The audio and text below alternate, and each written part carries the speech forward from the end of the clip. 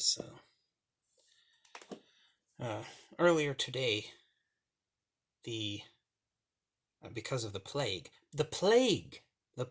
Apollo is the god of plagues and oracles. That's what I didn't mention earlier.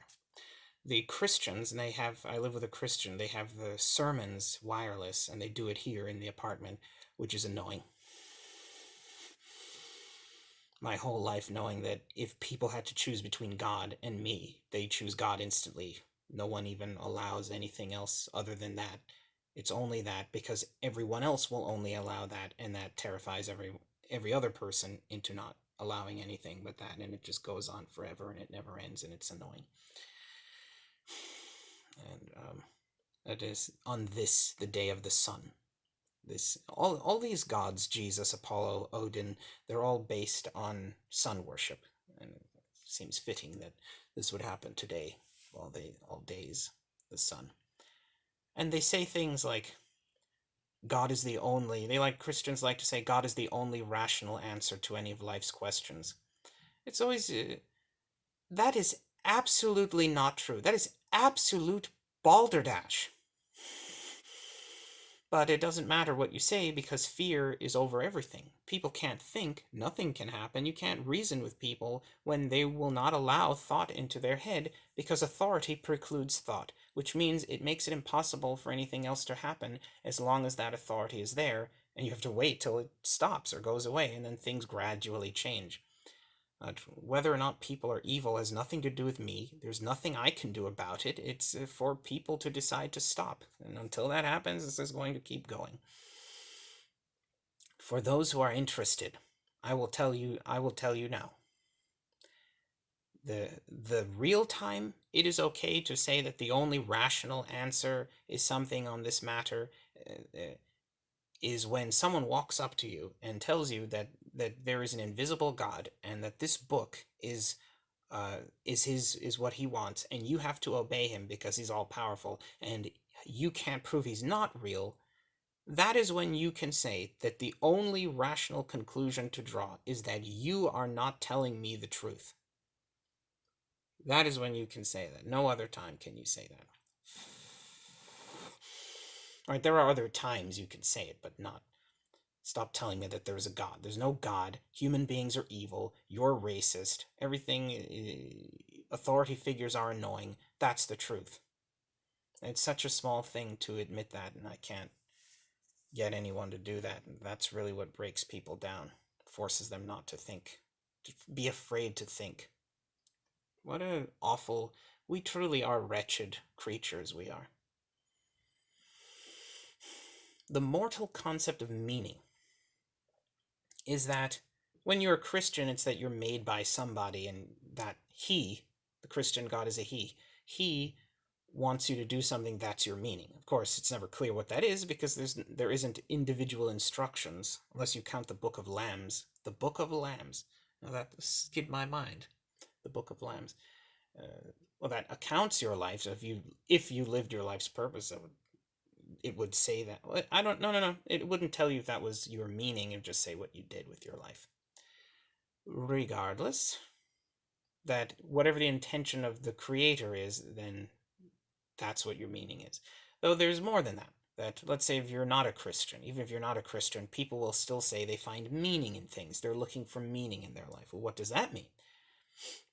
What I assume meaning, it's always been an obscure concept because no one wants to be straightforward with me and tell me what it is. It's always, oh, meaning is, we live to find it for ourselves. Oh, what the boop does that mean? That doesn't mean anything. Speaking of, curiously enough, everyone's very vague and doesn't want to let me think about it and always wants to intimidate me and not let me ask questions and be difficult because clearly it's not real.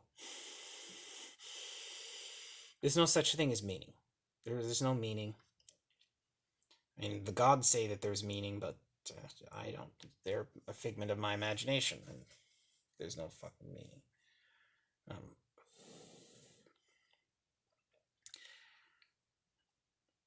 Up from that, I think that what this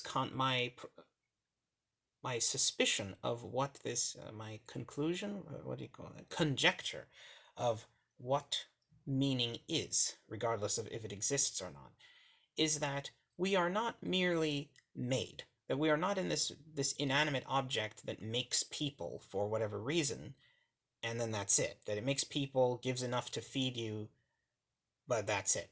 Something Blade said, curiously enough, I think captures perfectly the essence of meaning, and that is motherfuckers always trying to ice skate uphill.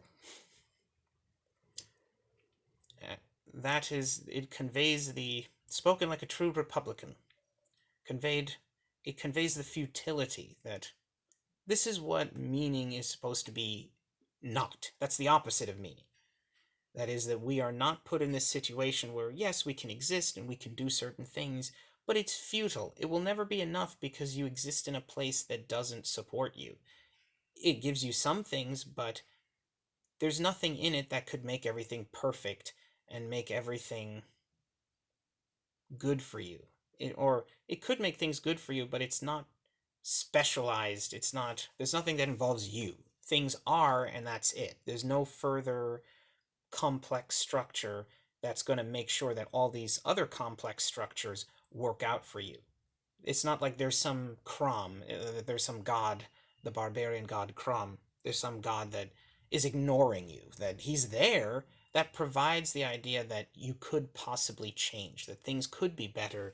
They're just not because this guy isn't doing anything, but he could. No, he's not there. It's just nothing. There's just this stuff, and that's it. There's stuff that created it, but there's nothing else that could ever possibly make a perfect world. The world will always be this frustrating place, and that's just how it is. Even if you're the luckiest, most beautiful, richest, whitest person on earth, you're still, life is still sucks. It's still miserable. It's not really much anyone can do about it. If you're lucky, you can do something, and even then, if you're in the richest, best country in the world, it's still not going to be enough. That if you're a needle in a haystack, even if the guy never finds you, you know that you were made for a purpose. You were put there for a purpose. It just didn't work. That you're in a broken machine that there it could do something. It has it in it to make that great world. It's just not doing it. It's petrified. That there's some great something out there that's you just haven't found, that it's, or that it's frozen. It's sitting there waiting for something, or it's, or that it's out there. Just it'll never work. Even if that thing never came to help you and never fixed everything and made it go away, that it's good to know that it's there, because that means the nature of the world is not completely opposed to that something good could, that good outcome could ever happen. But then there's to know that there was this thing that could help you, but it never did, that you'd never get it, that there's this help out there, but you're never going to see it. There are all these